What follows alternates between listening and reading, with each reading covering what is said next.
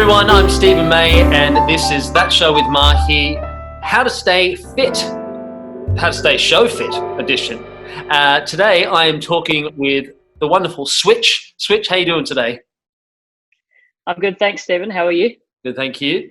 Now, Switch, what do you do in the entertainment industry? So I'm a sound engineer. At the moment, I'm the head of sound on Six, or I was until the recent shutdown, which we are hopefully just postponing and we'll be starting again as soon as we can. But I've spent the last 8 years working backstage as a radio tech and a deputy head of sound now as a head of sound, mixing shows, doing radio mics, everything that job sort of entails. Yeah. So how do you, on the question, how do you stay show fit as a sound engineer? Is it just as simple as walking in and pressing a couple of buttons? I mean, I know it's not, and I don't want to degrade what you do, but for people that probably, just go to the theatre and think, oh, that's amazing, I hear everything. Well, there's a little bit more detail into that. We both know. So firstly, how do you stay show fit? And then we'll get into a bit more technical stuff. Yeah, it's a great question. It's certainly, as you say, it's not a simple thing. Mixing sound, particularly for a major musical, is probably one of the most complex things that I've ever done. And I think a lot of other sound operators would say the same. There's a lot of elements involved. And I think in terms of getting show fit and staying show fit, the thing that really counts is experience, and just doing shows over and over and doing lots of different shows as much as you can. Yep. And just building up a base skill level. And once you've sort of got that base level, you just rise and rise and keep building and building. And sadly, the best way to do that really is by actually mixing with an audience in the house. And there's a few things that we can do outside of that, which is, I think, what you're asking me to sort of talk through today is our process of how we learn and how we get ready for shows. Yeah. The first thing that I got taught on the first show I was ever a secondment on back in uni was my mentor came up to me with a copy of the script a few months before the first show, and he sort of handed it over and said, here's a script, read it as many times as you can, memorize it as best you can, and then we'll start going on everything else. And I've always sort of remembered that. And I know there's a lot of other sound operators that will work in very different ways and will completely disagree with me on this, but I think personally, I always push to try and get a copy of the script as soon as I can, as early as I can. Mm-hmm. And the first thing I'll actually do is rewrite the entire script from start to finish using particular fonts that I like, colors I like, styles that I like, so that my script is as helpful to me as it can be. Yeah. And I find that in rewriting every word, I am actually able to memorize the script a lot faster than if I were to just read it over and over. And then once I've got a good idea of the structure of the show and the lines and the characters and the development and how the story flows from start to finish, that becomes sort of innate, and you can then focus on reproducing that in the best sort of way possible. Once I've gone through that, and once the show starts to build, if we're lucky, we'll get a chance to do what we call tape runs. And tape runs is basically how we practice thinking of the mixing console, for want of a better term, as a sort of musical instrument. We'll get a recording of the show if it's a pre-existing show, and we'll get our script out, and even a recording of a rehearsal quite often is enough. And we'll just listen to that recording and we'll push the faders and mix the show sort of offline, if you will, and just try and become as familiar with what we call the choreography as we can before we step into the theatre. So mixing, remembering what characters assigned to what fader number, where the band comes on and off, where the cues go, and getting our hands familiar with that muscle memory and executing that over and over again. So again, that becomes memorized knowledge, and it becomes easier to execute, so that when you then do step into the theatre and you get the audience in, the band's there and the cast is there, and everything starts hitting you at once, so much of what you need to do is already within you, within your brain, within your muscle memory, and you can start focusing on the things that are new, the things that are foreign, the things that are changing, and really start listening. All of those things are fairly hard to do in between shows, particularly if you don't know what show you're going to be doing next. Yeah. But I think the most valuable thing that I try to do in between shows is actually watch other people mix, watch other shows, see the different ways that other operators operate, look at different people's scripts, and mostly just talking with other sound operators and saying, what do you do? Tell me some of your stories. What are some examples of things that you've done and experienced that are different that might help me develop my skills and give me things to focus on the next time that I'm mixing a show. Wow, I think you just answered every single question that I was going to. And I think there were more wins there that people can kind of tie into what they want to do. The only other question is, how do people get into a show? I mean, everyone says to me, how do I get an agent? How do I, how did you get an audition? And there's a list of criteria. I mean, there's only a couple of you guys in the building. There's compared to a cast of say 20 or 30 people. So the competition must be pretty hard. How do you get into it? Look, it is really competitive, and I think particularly within Australia as well, because there's such a limited number of shows that run at once. It's not like Broadway or West End where there's a lot of shows that sit down and there's a lot of shows that tour on top of that. If you're wanting to do commercial musical, it's really fairly limited and quite competitive, I think, which is good in a way because it keeps us all on the top of our game. I started back in high school. I got a bit of an interest in doing sound for musicals, and then I enrolled in the Bachelor of Music Technology course at the Queensland Conservatorium. Yep. And then I followed through with honours, and through that degree I was able to secure a work placement at QPAC and then continue on working with them once I finished my uni course. And after that, during my time at QPAC, Michael Waters from JPJ Audio, and worked on a couple of his shows as a swing.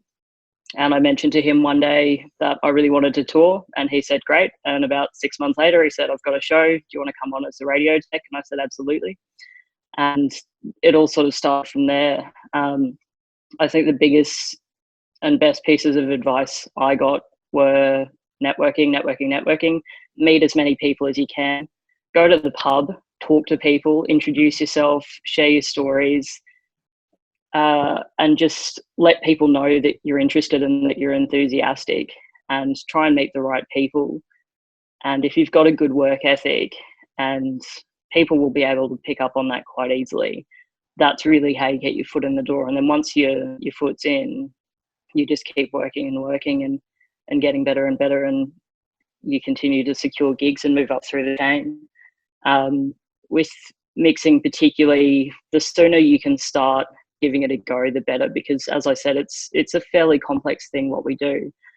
I started doing tape runs on Dr. Zhivago when I was a swing on that up in Brisbane. Yeah. And I spoke to the head of department on that and just said, hey, do you mind if I try and learn the show in my own time? And he said, no, that's fine. Taught me how to power on, lent me a copy of the script, and I just gave it a go. And yeah, just put in as much of your own time as you can. You'll get out of this exactly what you put in. And the earlier you can start giving it a go and trying as much as you can, as often as you can, as hard as you can, the better you're going to come out at the other end. And that's something that people will pick up on as well. And it definitely goes a long way if you can show that kind of proactive behaviour and that enthusiasm. Great. Well, thank you so much, Switch, for joining me on That Show with Mahy. I can't even talk. How to stay show fit.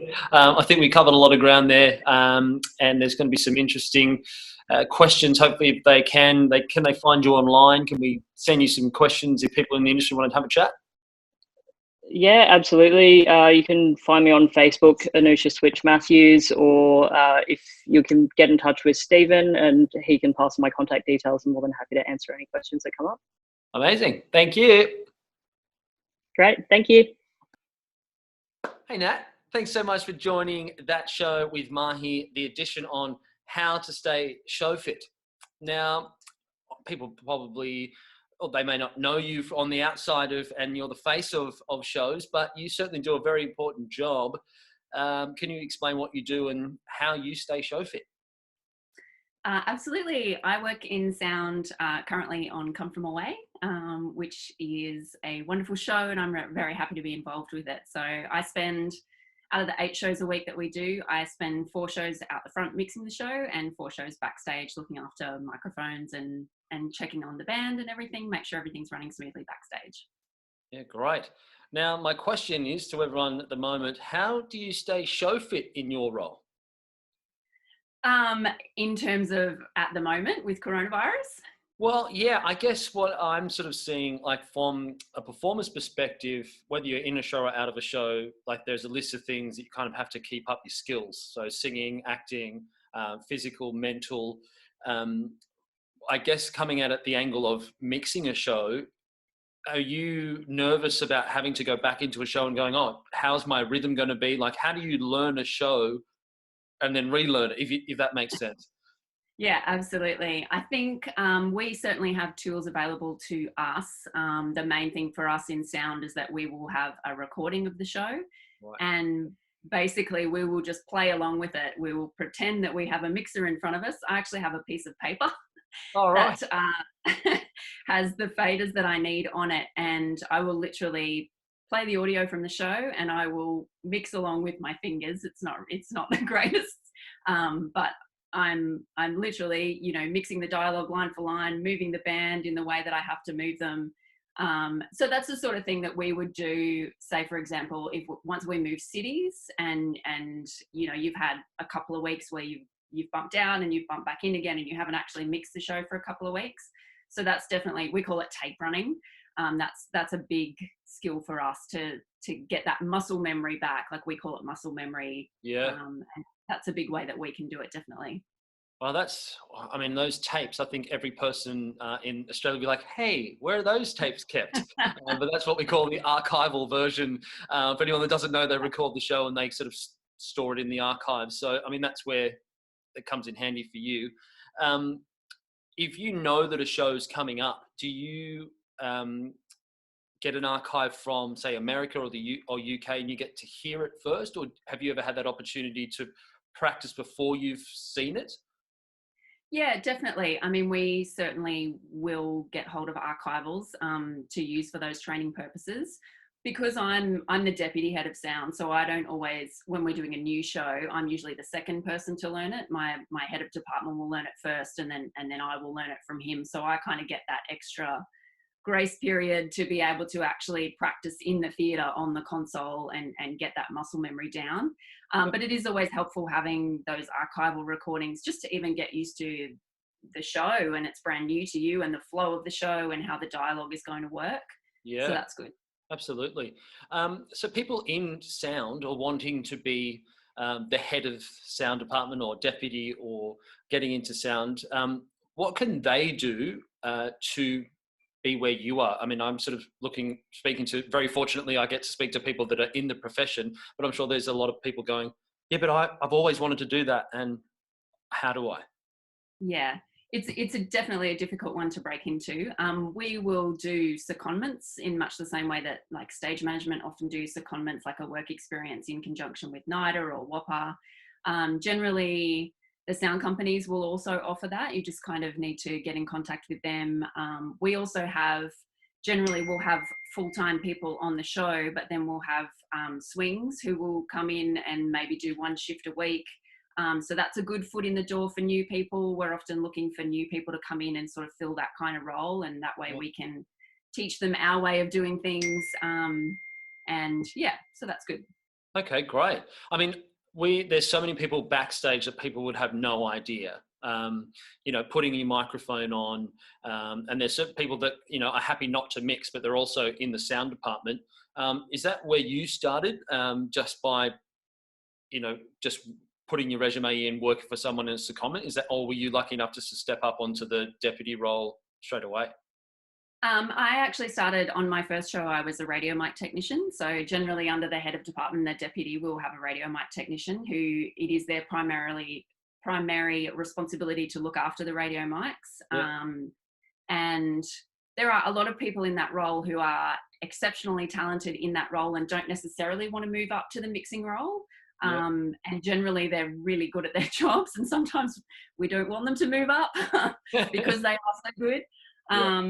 But definitely my ambition was to actually mix shows and do the sound for the shows. So I only did one show as a radio mic tech, and then I stepped up into the deputy role, and I've been doing that ever since. Amazing. Well, thank you so much for being part of the show. That's where we're going to finish it off. But thanks for sharing your side of it. I mean, I guess if you are listening and you want to sort of do it, is get an archival of a show and pretend that you're at a mixer. But someone just probably needs to go and get some education on how to use a mixer first. But just remembering to just chuck in your resume or just call the companies. Put your hand up. But thank you very much for jumping on board. My pleasure. Thanks for having me.